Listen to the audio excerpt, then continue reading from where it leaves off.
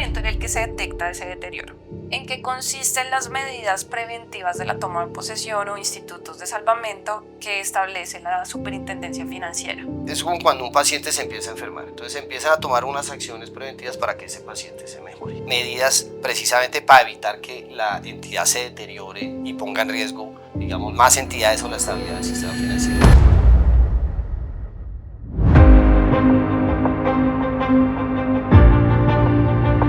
Si pensamos en la solidez de un banco, pocas veces nos detenemos a pensar en qué señales advierten que algo no va bien. Sin embargo, el deterioro de un establecimiento de crédito no ocurre de un día para otro. Existen indicadores que permiten detectarlo a tiempo y activar mecanismos de prevención.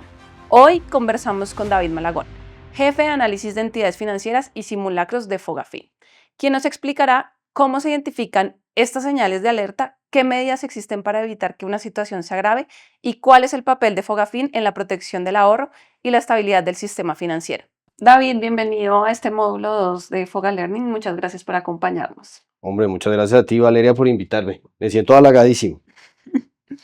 Para empezar, me gustaría saber cuáles son los indicadores o señales que permiten identificar que un establecimiento de crédito está atravesando una situación de deterioro.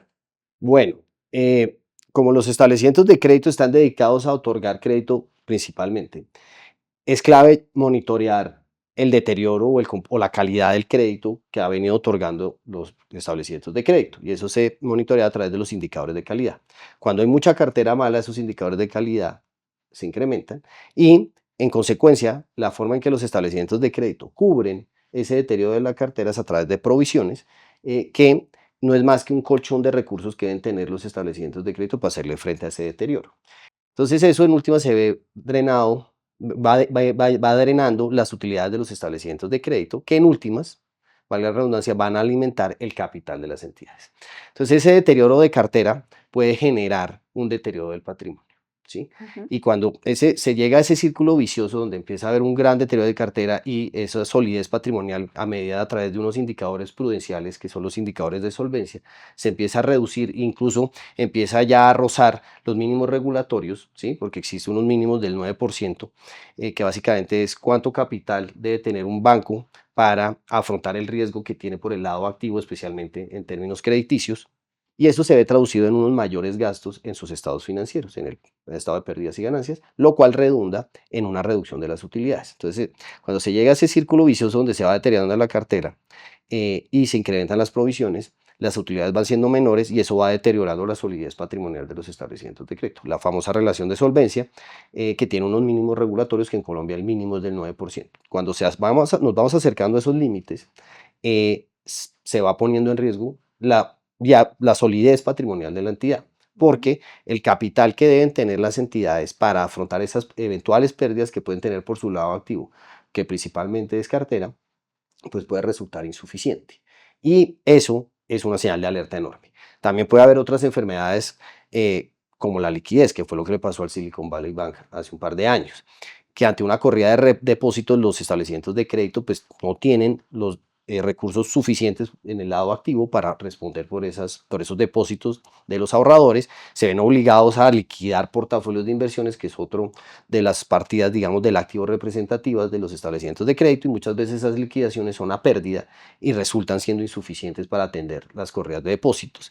Entonces tienen que acudir al Banco Central, al Banco de la República, varias veces para operaciones de liquidez, a través de operaciones repo o acudir al mercado interbancario, y eso pues las lleva a pedir préstamos a tasas muy elevadas, ¿sí?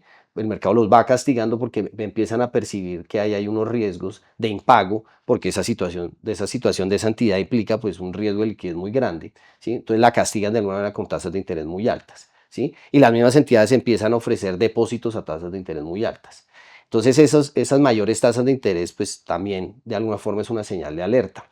Y básicamente ese riesgo de liquidez que permite comparar en grosso modo lo que yo tengo en el activo y en el pasivo en el corto plazo, y que sean más o menos unos valores similares que me permitan responder los unos por los otros. Si los activos resultan ser insuficientes para responder por estos pasivos, pues claramente es otra señal de alerta. Vamos al momento en el que se detecta ese deterioro. ¿En qué consisten las medidas preventivas de la toma de posesión o institutos de salvamento que establece la Superintendencia Financiera? Bueno, estos son como unos mecanismos, digamos, como para mantener a flote las entidades. Son unas, digamos, medidas precisamente para evitar que la entidad se deteriore y ponga en riesgo, digamos, más entidades o la estabilidad del sistema financiero. Entonces, yo lo resumiría básicamente como unas medidas preventivas Ujú. para, digamos, llegar a situaciones donde se quiebre la entidad. En ese contexto que mencionas, ¿cuál es el papel que desempeña Fogafín cuando un establecimiento de crédito entra en deterioro y cómo se articula con esas medidas de la superintendencia? Bueno, nosotros en Fogafín tenemos un amplio espectro de, digamos, instrumentos para responder por este tipo de intervenciones que eventualmente pueden requerir los establecimientos de crédito cuando tienen problemas. Son los mecanismos de recuperación y resolución. Eh, Entonces, digamos, estos mecanismos se traducen en últimas en inyecciones de recursos sobre las entidades precisamente para salvaguardar la estabilidad del sistema o para evitar la quiebra de las entidades. Eh, para tomar esas decisiones trabajamos de manera muy articulada con la Superintendencia Financiera y con el resto de autoridades de la red de seguridad del sistema financiero. Tenemos varias instancias como la Junta Directiva de Fogafín, el Consejo Asesor de la Super, pero en particular con la superintendencia tenemos la Comisión Intersectorial de Resolución, donde precisamente se analizan estas entidades que pueden estar en situaciones de riesgo y las potenciales medidas que se pueden implementar de parte y parte, tanto por el lado de la superintendencia como por el lado de Fogafín. También tenemos otros mecanismos como los memorandos de entendimiento para intercambiar información y también otras instancias compartidas de manera bilateral y multilateral con la super y multilateral con la red de seguridad. ¿Existe un tiempo determinado o un plazo límite para establecer que esas medidas preventivas fueron efectivas o que no fueron efectivas? No, no, no, esto es como una enfermedad, cada enfermedad tiene su tratamiento. Entonces puede haber entidades con unos problemas muy distintos o con problemas similares y las medidas tomadas en esas entidades pueden tener efectos distintos en cada una de las entidades. Y ese efecto distinto pues está también relacionado con el plazo, ¿sí?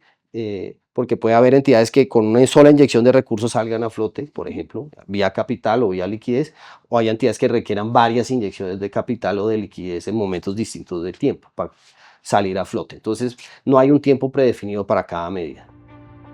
David, muchas gracias por acompañarnos y por ayudarnos a entender estas primeras señales y medidas alrededor del deterioro de un establecimiento de crédito.